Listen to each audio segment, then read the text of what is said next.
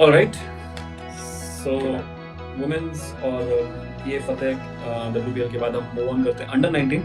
I think चल तो रहा था 15 या 16 जनवरी से, मगर आई थिंक फाइनल और सेमीफाइनल ने हमारी निगाहें काफ़ी आकर्षित किया अपनी तरफ कि कुछ काफ़ी अमेजिंग चीज़ें देखने को मिली। मेरे से ज़्यादा पुनीत आपने फॉलो किया था, तो ओवर टू यू। कैसा रहा सेमीफाइनल, फाइनल, और क्या बोलेंगे आप उस ऐतिहासिक इनिंग के बारे में?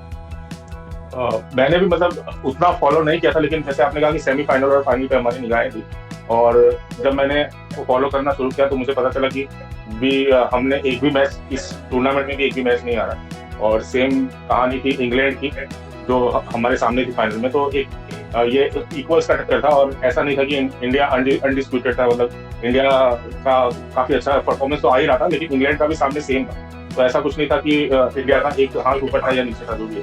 लेकिन जो पारी आई वैभव सूर्यवंशी की फाइनल में, मुझे नहीं लगता कि वैसा इनिंग्स लास्ट एक या दो डिकेड में किसी ने खेला होगा। हाँ, मुझे याद आता है रिकी पॉन्टिंग का 2003 फाइनल।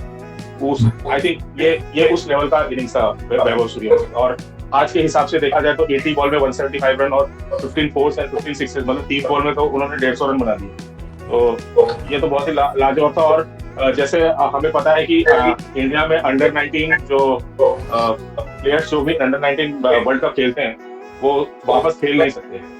वैभव सूर्यवंशी सिर्फ 14 साल के हैं, तो अगर एज के हिसाब से देखा जाए तो अभी वो 2 वर्ल्ड कप आराम से खेल सकते हैं अंडर 19 का। लेकिन बीसीसीआई के रूल्स के हिसाब से आपने एक बार खेल लिया तो फिर आप दोबारा नहीं खेल सकते। तो अब वो इतने अच्छे लाजवाब फॉर्म में चल रहे हैं, उन्होंने सेमीफाइनल में भी अच्छी बैटिंग की थी और फाइनल में तो मतलब कमाल ही कर दिया था। तो हमारा यही रिक्वेस्ट रहेगा बीसीसीआई के सिलेक्टर से कि उनको फास्ट ट्रैक किया जाए, नेशनल टीम में उनको जल्दी मौका दिया जाए, क्योंकि ऐसा टैलेंट हम खोना नहीं चाहते। और अभी जिस पीक पे चल रहे हैं उनका, जिस पीक पे उनका फॉर्म चल रहा है, तो उसका हमें फायदा उठाना चाहिए नेशनल टीम में, मतलब सीनियर टीम में। तो और फाइनल तो मतलब इंडिया इसका ये 6वां अंडर 19 वर्ल्ड कप था।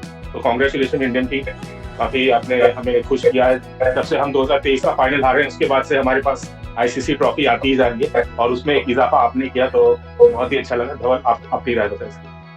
जी बिल्कुल, आई थिंक दोनों मैच में तो सेमीफाइनल भी बोलूँगा, 300 से ऊपर आपको चेस करना था, और वो भी अफगानिस्तान जो काफ़ी इमर्जिंग टीम है उसके सामने, तो काफ़ी प्रभावित किया उस मैच में भी, जहाँ पे आई थिंक हमारे जॉर्ज जो ओपनर थे उन्होंने शतक बनाया था, और आयुष मात्रा ने भी अर्धशतक बनाया था। तो काफ़ी कन्विंसिंग वो चेस रहा। उसके बाद फाइनल तो क्या ही कहना है, आई थिंक 80 बॉल में 175। तो अगर T20 में भी कोई ऐसी बारी खेले तो अभी आप उसकी बहुत तारीफ करेंगे, तो बढ़िया ही था।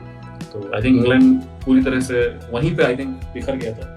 इंग्लैंड ने हालांकि थोड़ा स्पिरिटेड चेस किया, 311 बनाए। फॉकनर उनके जो बल्लेबाज है उन्होंने 115 बनाए, मगर एंड ना काफ़ी था, और 100 रन की बड़ी जीत भारत को मिली। तो कॉन्ग्रेचुलेशन हमारे यंग लड़कों को। और आई थिंक अंडर 19 की जो जीत होती है वो हमेशा इसलिए स्पेशल होती है। आप चाहे कोहली, शर्मा देखो, जडेजा देखो, शुभमन गिल देखो, या युवराज सिंह देखो, तो जो भी इंडियन क्रिकेट में जाके बड़ा नाम बना है, कहीं ना कहीं अंडर 19 का इम्पोर्टेंट रोल रहा है। तो आयुष मात्रे हो गए, अपने वैभव सूर्यवंशी हो गए, जॉर्ज हो गए। तो आई थिंक इन सभी के लिए बहुत ही ज़रूरी रहेगा कि वो आकर अपना क्या कहते हैं कि अपना इंटरनेशनल पे फोकस कंटिन्यू करें, और रणजी और आईपीएल में भी हम तो देखेंगे उनको। तो हमारी शुभकामनाएं इन सभी प्लेयर्स के साथ है। म्यूट हो गया तुम्हारा।